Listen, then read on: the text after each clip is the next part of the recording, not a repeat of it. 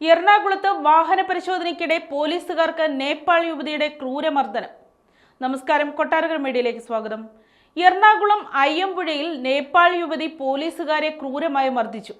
പരിശോധന നടക്കുന്നതിനിടെയാണ് നേപ്പാൾ സ്വദേശിയായ യുവതി പോലീസിനെ ആക്രമിച്ചത്.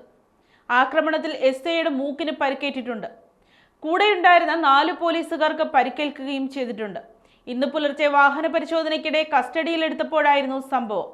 നേപ്പാൾ സ്വദേശി ഗീതയെയും പുരുഷ സുഹൃത്തിനെയുമാണ് പോലീസുകാർ കസ്റ്റഡിയിലെടുത്തത്. അയ്യമ്പുഴയുടെ ചില ഭാഗങ്ങളിൽ രാത്രികാലങ്ങളിൽ ലഹരി മാഫിയ സംഘം നിലയുറപ്പിച്ചെന്ന രഹസ്യ വിവരം ലഭിച്ചിരുന്നു. അതിന്റെ അടിസ്ഥാനത്തിൽ പരിശോധന നടത്തുന്നതിനിടെയാണ് ആക്രമണം. ഇന്ന് പുലർച്ചെ 1:30യോടെയാണ് എസ്ഐയും ഡ്രൈവറും അടങ്ങുന്ന സംഘം ജീപ്പിൽ അയ്യമ്പുഴയിലേക്ക് എത്തിയത്.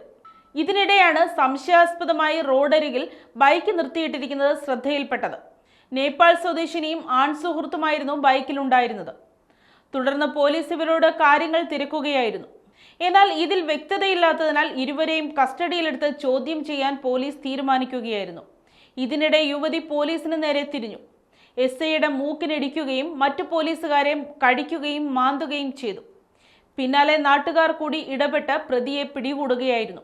പ്രതികളെ വൈദ്യപരിശോധനയ്ക്ക് വിധേയമാക്കി. പ്രതികൾ ചോദ്യം ചെയ്യലിനോട് സഹകരിക്കുന്നില്ലെന്നാണ് വിവരം. ചോദ്യം ചെയ്ത ശേഷം ഇവരുടെ അറസ്റ്റ് രേഖപ്പെടുത്തും.